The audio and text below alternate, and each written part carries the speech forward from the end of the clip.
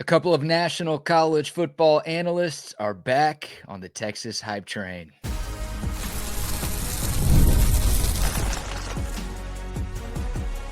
You are Locked On Longhorns, your daily podcast on the Texas Longhorns. Part of the Locked On Podcast Network, your team every day.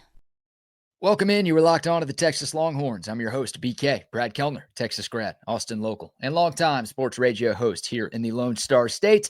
Thank you for making Locked On Longhorns a part of your day every single day. Today's episode is brought to you by FanDuel. Right now, new customers can bet just $5, and if your bet hits, you're going to get $300 in bonus bets to use across the app. Download the FanDuel app today. The Texas Longhorns turned some heads with their 34-31 victory over ninth-ranked Vanderbilt this past weekend. And a lot of people who had jumped off the Texas bandwagon after the Florida game are now begging to be let back on, including ESPN's Kirk Herbstreit and Joey Galloway. The two of them host a podcast called Nonstop. They talk college football, and they spent some time in this week's episode talking about Texas and the Longhorns' impressive performance against Vandy. Here's what they said. Texas came in with an attitude in this one. Their front four were amazing. Yeah, Simmons, they were really good. They were amazing. And the other thing that they were able to do, and I know we've talked about this, but when you watch the big plays by Texas, and we'll say Arch Manning had a terrific game, and he did. Look at how short the passes are, and then what happens afterwards. Yeah, he's got some guys to throw to. He has some guys that finally step. This is maybe what they're finally healthy. On. Maybe they're healthy. That could be it. This is what we expected. This is who we thought we'd see in Columbus week one. Like these short passes that turn into a bunch of broken tackles. Like the first play of the game is a 75-yard touchdown, but the ball traveled 10 yards out. It was caught behind the line of scrimmage. Yeah. Yeah, it was just a quick look pass. You know, he saw the numbers, just got it out there, make one guy miss. There it is right there. Another broken tackle. And then we have a 75-yard touchdown. This Texas team looks scary. In 2 weeks, they get a bye week, and then they have Georgia. At Georgia. All of a sudden. Hey. Wow. A stark contrast of what was being said about the Longhorns following their SEC opener against Florida, when Texas was called the most overrated team of all time, and Arch Manning was labeled as college football's biggest flop ever. And are the Horns even going to make a bowl game this year? That talk has been silenced. This team looks scary. How about that from Joey Galloway? Scary. We heard terms like that before the season, but not much since. We haven't really heard much of that since the loss to Ohio State that those guys referenced way back in August. But hey, if Arch Manning plays the way he's played the last 2 weeks and the Texas defensive line dominates the way they've been dominating in conference play, this is a scary team. Arch Manning is coming into his own. His wide receivers are making plays. The Horns currently lead the country in sacks. They also have a top 5 run defense as well. I know Halloween just passed, but it's a pretty frightening combination for other teams. And there's still room for improvement in so many different areas of this team. We'll get to those in a moment. But a couple of other quotes from Herbie and Galloway there. Texas came in with an attitude in this one. They sure did. They beat Vanderbilt at their own game. Vandy wants to out-physical you. Texas brought the physicality to the Commodores, and they won on both lines of scrimmage. 6 sacks for the Texas defense. Vandy had only allowed 7 total through their first 8 games here in 2025. Texas had 6 on Saturday. Could have been more if Vandy wasn't holding on every other play. Maybe a conversation for a different day. Meanwhile, for the Texas offensive line, the Longhorns only allowed 6 pressures.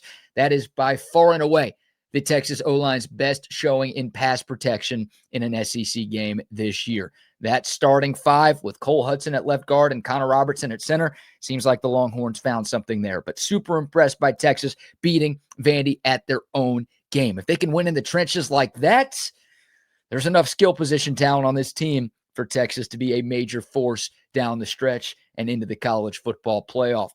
You also heard the guys talking about Arch Manning, saying he had a great game, but also complimenting the playmakers for the Longhorn offense. And he's right. Those guys were fantastic. Sucks that Ryan Wingo got hurt midway through the first quarter, dislocated his thumb.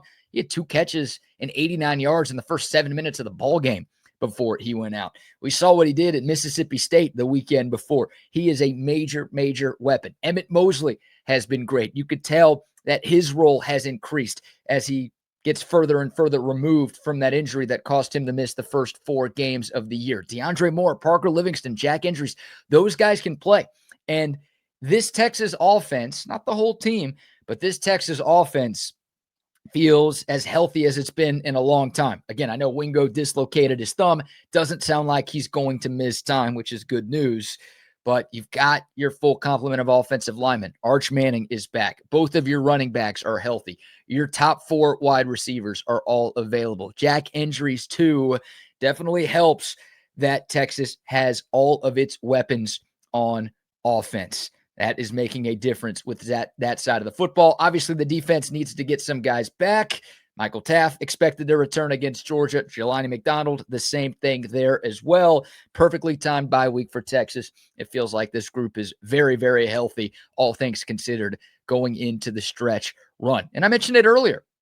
Texas has a lot of really good things going for it right now, but there are still a few question marks. I know the offensive line played its best game of the year this past Saturday. There's still a work in progress for me. The running game, too, not where it needs to be. The secondary has some things that need to get cleaned up.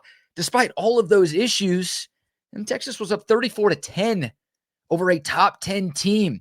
And if SEC refs knew how to do their job, that could have been like a 41-16 final score in Austin on Saturday.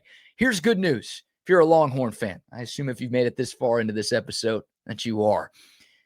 Texas has played its best SEC football against their best opponents. Oklahoma and Vanderbilt, the 2 best teams the Longhorns have played, the 2 ranked teams that the Longhorns have played in conference play, their 2 best games. They've looked good. And, oh, by the way, they've got 2 more ranked opponents coming up with Georgia and Texas A&M. You're going to need more of the same. I get that what happened in Dallas against the Sooners and in Austin against the Commodores doesn't have much bearing on what will happen in Athens or on Black Friday here against Texas A&M. But that's a good sign that Texas has been able to elevate its game against the best teams on their schedule. You're going to need more of the same. I hope you didn't completely give up on 2025 because Texas is still very much in the mix. Last night's CFP rankings told us that. The Longhorns coming in at number 11. The first team out of the field right now because you've got to get some lesser conference champions in the bracket. But Texas is right there. The committee still believes. And if the Longhorns can do what they did against Vanderbilt in these final 3 games of the regular season, they are not going to be left out. So how about that? Again, talking heads. There was a lot of negative discourse surrounding this Texas team after week 1, but especially after the conference opener in the Swamp. What have the Longhorns done since then? About a 4-game winning streak, 3 wins away from home, 2 wins against top 10 teams.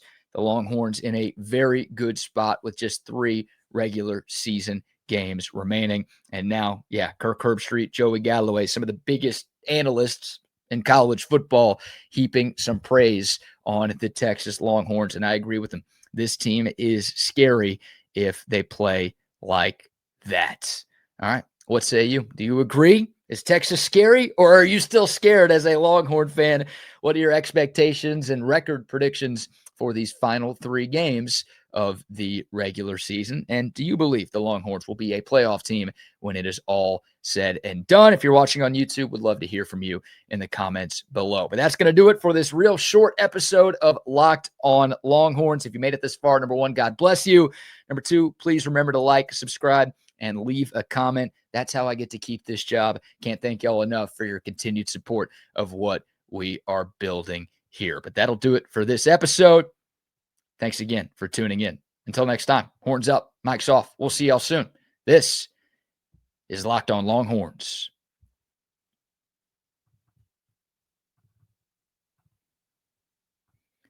Oh, before we go, though, a word for our friends at FanDuel. The NBA is back. College basketball is back. There is no better place to get in on the action than FanDuel, the official sports betting partner of the NBA. They've got lines for every NBA game, every college game, and maybe the best part, even if you missed the start of the game, or if you just want to ride the hot hand, FanDuel has live bets on everything from who's going to score next to big second half and fourth quarter comebacks. Plus, you can even combine your live bets into same-game parlays for shots at even bigger payouts. It keeps every game more exciting, especially when your team is making that late push. Right now, FanDuel is giving new customers $300 in bonus bets when your first $5 bet wins. So head over to FanDuel.com to sign up and play your game with FanDuel, the official sports betting partner of the NBA.